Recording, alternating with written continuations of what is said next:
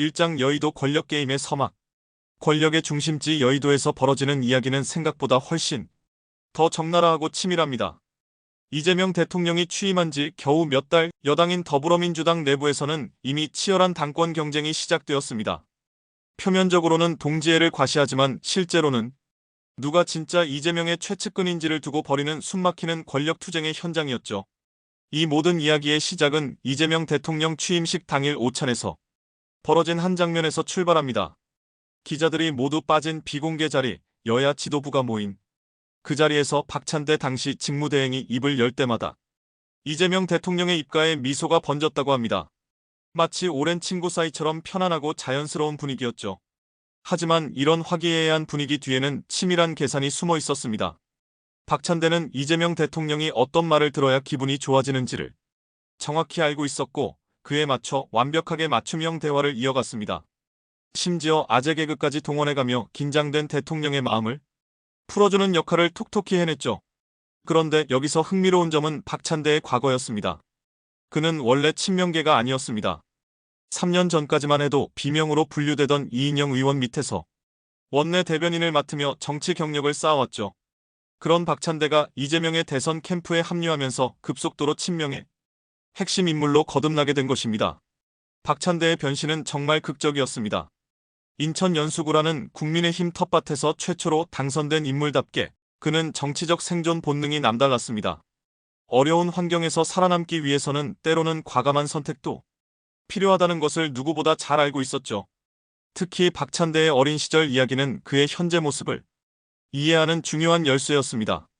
겉모습만 보면 유복한 집안에서 자란 것처럼 보이지만 실제로는 판자촌에서 태어나 출생신고도 2년이나 늦게 할 정도로 가난한 환경에서 자랐습니다. 그런 그가 자수성가로 공인회계사가 되고 정치인이 되어 30억 원의 재산을 모으기까지의 과정은 그야말로 드라마틱했죠. 반면 정청래는 완전히 다른 캐릭터였습니다. 건국대학교 운동권 출신으로 학보사 기자 경험까지 있던 그는 타고난 언론인의 감각을 갖고 있었습니다. 미국 대사관 점거 사건으로 투옥되었다가 출소 후 마포구에서 길잡이 학원을 운영하며 지역에 뿌리를 내렸죠. 정청래의 정치 인생에서 가장 드라마틱한 순간은 2016년 김종인 비대위원장에 의해 컷오프를 당했을 때였습니다. 항의하러 당사 엘리베이터에 탔을 때 문이 닫히는 순간 그의 눈에서 눈물이 떨어지는 장면이 카메라에 포착되었습니다. 그 절묘한 순간을 담은 사진은 당시 화제가 되었고 정청래 본인도 나중에 그것을 대형 특종이었다라고 회상할 정도였죠. 하지만 정청래는 그 좌절을 딛고 일어섰습니다. 같이 컷오프된 동료들과 함께 더 큰 유세단을 만들어 지원 유세를 돌며 백기종군의 자세를 보여줬고 오히려 그 일로 인해 당내 평가가 더 좋아졌습니다. 역시 정치는 타이밍이라는 것을 보여주는 대표적인 사례였죠. 이렇게 서로 다른 배경을 가진 두 사람이 이제 당대표 자리를 놓고 경쟁하게 된 것입니다. 한쪽은 완벽한 이재명의 사람으로 거듭난 박찬대, 다른 한쪽은 자신만의 색깔이 뚜렷한 정청래. 과연 누가 집권 여당의 첫 당대표가 될 것인가요? 이장 숨겨진 욕망과 계산된 충성. 권력의 게임에서 가장 중요한 것은 상대방의 마음을 읽는 능력입니다. 박찬대는 이 부분에서 타고난 재능을 보여주었습니다. 이재명 대통령이 어떤 말을 들어야 웃음을 터뜨리는지, 어떤 상황에서 긴장을 풀어야 하는지를 정확히 파악하고 있었거든요. 특히 박찬대의 아재 개그는 이재명 대통령에게 특별한 의미가 있었습니다. 대선 후보 시절부터 각종 사법 리스크로 스트레스를 받던 이재명에게 박찬대만이 줄 수 있는 위안이 있었죠. 다른 사람들은 모두 진지하고 무거운 이야기만 하는데 박찬대만은 유머로 분위기를 환기시켜 주었습니다. 하지만 이런 관계 뒤에는 더 깊은 이야기가 숨어 있었습니다. 박찬대가 원내대표를 맡았던 406일 동안 그는 인천 집에 간 날이 고작 37일 뿐이었습니다. 나머지 369일은 모두 국회나 인근에서 숙식을 해결했죠. 이는 단순한 업무 열정을 넘어선 거의 집착에 가까운 헌신이었습니다. 그 시절 박찬대의 모습은 정말 인상적이었습니다. 윤석열 대통령의 계엄 선포 이후 탄핵 정국이 되면서 박찬대는 수염을 기르고 넥타이도 매지 않은 채 강경한 모습을 연출했습니다. 하지만 자세히 보면 그 수염도 단순히 방치한 것이 아니라 전문가의 손길이 닿은 듯 세심하게 다듬어져 있었죠. 특히 탄핵안 표결 당시 박찬대가 보여준 퍼포먼스는 압권이었습니다. 누구누구 의원님 돌아오십시오라며 국민의힘 의원들을 한 명씩 호명하는 모습은 전 국민이 지켜보는 가운데 실시간으로 중계되었습니다. 그 순간 박찬대는 단순한 원내대표가 아니라 민주주의를 지키는 상징적 인물로 거듭났죠. 하지만 여기서 흥미로운 점은 박찬대의 세심함이었습니다. 안철수 의원이 탄핵안에 찬성표를 던지자 고맙습니다라고 말했는데 이는 단순한 감사 인사가 아니었습니다. 여기는 우리 편이고 당신은 우리를 도와준 것이라는 메시지를 담고 있었거든요. 이런 세밀한 표현 하나하나가 모두 계산된 것이었습니다. 반면 정청래는 완전히 다른 스타일이었습니다. 그에게는 박찬대 같은 세심함보다는 본능적인 정치적 감각이 있었습니다. 법사위원장으로서 각종 법안을 강행 처리할 때도 비록 논란이 있었지만 의사진행 자체는 깔끔하게 처리했죠. 혼란스러운 상황에서도 위원장석을 확실하게 통제하는 능력이 있었습니다. 그런데 정청래에게는 한 가지 치명적인 약점이 있었습니다. 바로 호남에서의 지지율이었습니다. 이번 대선에서 이재명 대통령의 호남 득표율이 이전보다 미세하게 하락했는데 그 원인 중 하나로 정청래의 선거운동 방식이 지목되고 있었습니다. 정청래는 대선 기간 중 험지로 가지 않고 호남과 전남에서 자신의 당대표 선거운동을 했다는 의혹을 받고 있었습니다. 전남에서는 86.1%에서 85.87%로 소폭 하락했는데 비록 미미한 차이지만 0.7% 차이로 대선에서 아쉽게 패배했던 과거를 생각하면 결코 무시할 수 없는 수치였죠. 이런 상황에서 당권 경쟁은 더욱 치열해졌습니다. 박찬대는 이재명 대통령의 해외 순방이 끝난 후에 출마를 선언하겠다며 신중한 모습을 보였지만 정청래는 대통령의 첫 해외 순방 전날에 출마를 선언하며 화제를 모으려 했습니다. 이는 대통령이 돋보여야 할 순간에 자신이 주목받으려 한다는 비판을 받기에 충분했죠. 특히 정청래의 이런 행보는 과거 문재인 정부 때 송영길 당시 위원장이 러시아 방문해서 기자단을 데려가려다 실패했던 사건을 연상시켰습니다. 대통령의 외교 일정을 방해할 수 있는 정무적 고려 없이 움직인다는 것은 치명적인 약점이 될 수 있었거든요. 하지만 정청래에게도 나름의 계산이 있었습니다. 그는 자신만의 독특한 캐릭터로 당원들에게 어필하려 했습니다. 딴지일보 자유 게시판에 직접 글을 올리며 당대표 선거에서 점 하나만 찍어주세요라며 유머러스하게 자신을 어필했죠. 이런 친근한 모습으로 당원들의 마음을 사로잡으려는 전략이었습니다. 과연 계산된 충성을 보이는 박찬대와 독특한 개성으로 승부하는 정청래 중 누가 승리할 것인가요? 삼장 친명의 농도와 숨겨진 관계도 권력의 세계에서 가장 위험한 것은 바로 친분의 착각입니다. 겉으로는 모두가 이재명 대통령의 측근인 것처럼 보이지만 실제로는 그 농도와 깊이가 천차만별이었습니다. 이것이 바로 정청래와 박찬대의 결정적인 차이점이었죠. 언론에서 이재명의 사람들이라고 검색해보면 흥미로운 결과가 나옵니다. 수많은 언론사에서 작성한 이재명 대통령 인물 관계도에는 박찬대가 항상 이재명 대통령의 가장 가까운 곳에 얼굴 사진과 함께 배치되어 있습니다. 반면 정청래는 그런 관계도에서 찾아보기 어려웠죠. 이는 단순한 우연이 아니라 실제 관계의 깊이를 보여주는 명확한 증거였습니다. 하지만 정청래에게는 다른 종류의 무기가 있었습니다. 바로 김어준과의 특별한 관계였죠. 민주당 당원들이 가장 많이 시청하는 프로그램을 진행하는 김어준은 당원들의 여론 형성에 막대한 영향력을 갖고 있었습니다. 정청래는 이런 미디어 파워를 자신의 정치적 자산으로 활용할 수 있는 독특한 위치에 있었습니다. 그런데 여기서 정말 충격적인 사실이 드러났습니다. 정청래의 정치적 정체성에 대한 이야기였죠. 그는 노무현 시절에는 친노였지만 진짜 친노는 아니었고 문재인 시절에는 친문이었지만 역시 진짜 친문은 아니었습니다. 그리고 지금은 친명이라고 하지만 진짜 친명인지도 의문스러웠죠. 마치 카멜레온처럼 시대에 따라 색깔을 바꾸는 정치인이었습니다. 이런 정청래의 특성은 때로는 장점이 되기도 했습니다. 그만의 독특한 캐릭터와 브랜드 파워는 분명히 존재했거든요. 정치에 조금이라도 관심이 있는 사람이라면 정청래라는 이름을 모르기 어려울 정도의 인지도를 갖고 있었습니다. 하지만 박찬대의 충성도는 차원이 달랐습니다. 특히 대통령과의 호흡에서 보여주는 절묘한 타이밍은 정말 예술적이었죠. 얼마 전 대법관 인사청문법을 강행 처리하겠다고 예고했던 정청래를 이재명 대통령이 제지했을 때 그 결과는 오히려 대통령을 더욱 빛나게 만들었습니다. 만약 정청래가 그런 예고를 하지 않았다면 이재명 대통령이 중재에 나서는 모습도 볼 수 없었을 것입니다. 하지만 이것이 정말 정청래의 의도된 전략이었는지 아니면 단순한 우연이었는지는 아무도 알 수 없었죠. 어쩌면 정청래 나름대로 대통령을 위한 레버리지 역할을 하고 있는 것일 수도 있었습니다. 그런데 여기서 정말 놀라운 반전이 있었습니다.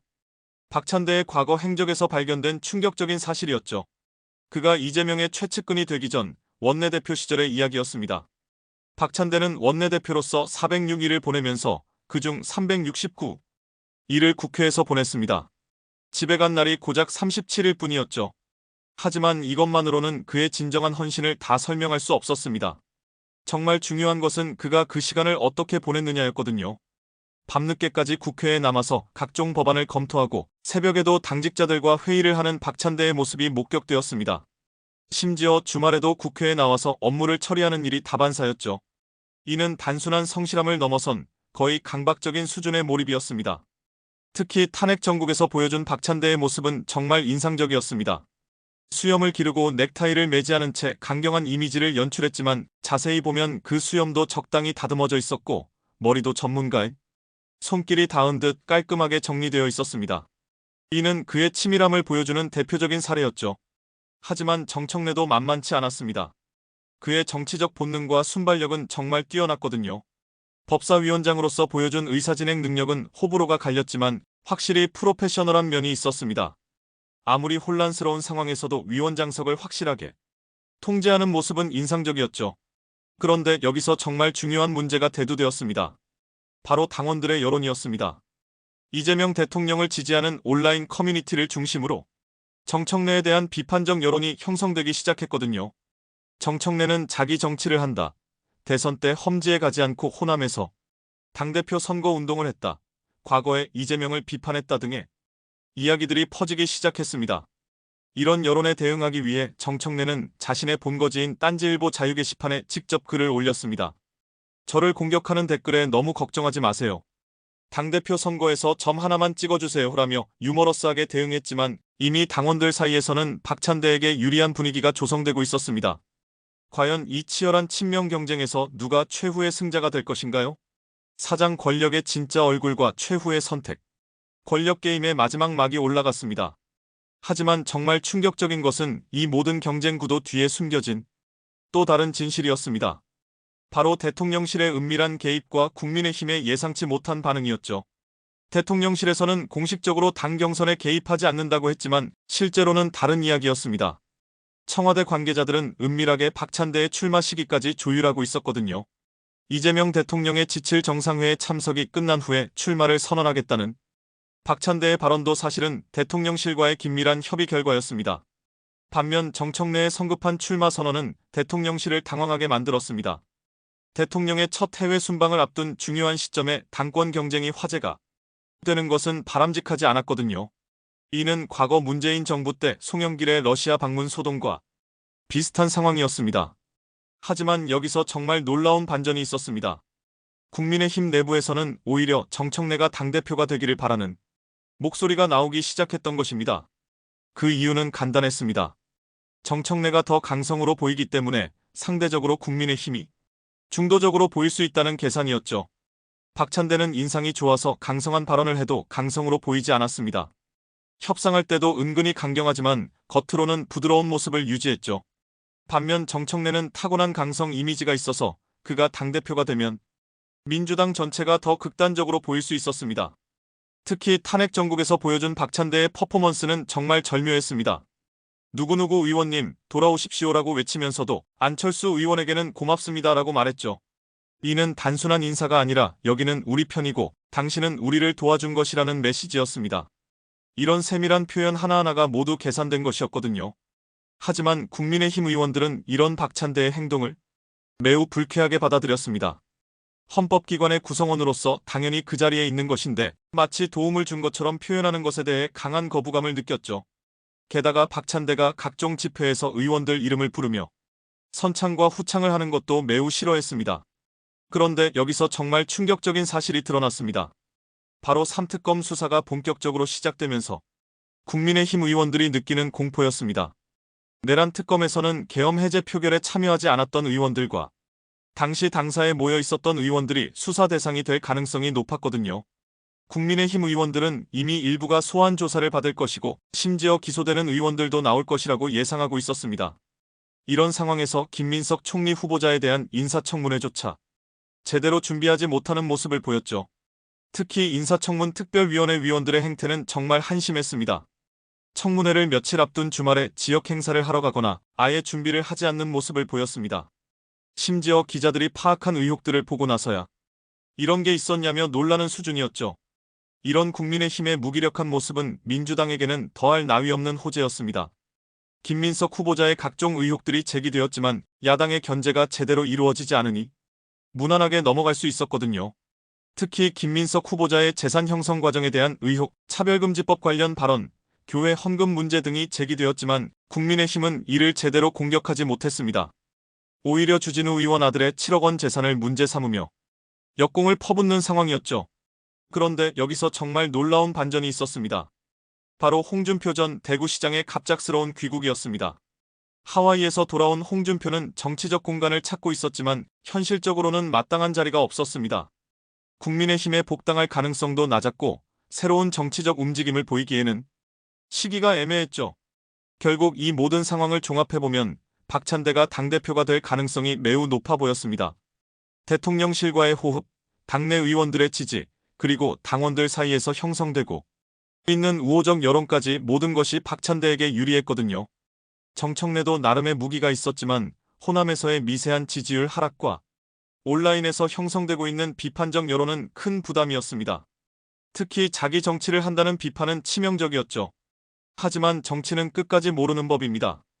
8월 2일 전당대회 날까지는 아직 시간이 남아 있었고 그 사이에 어떤 변수가 나타날지는 아무도 예측할 수 없었습니다.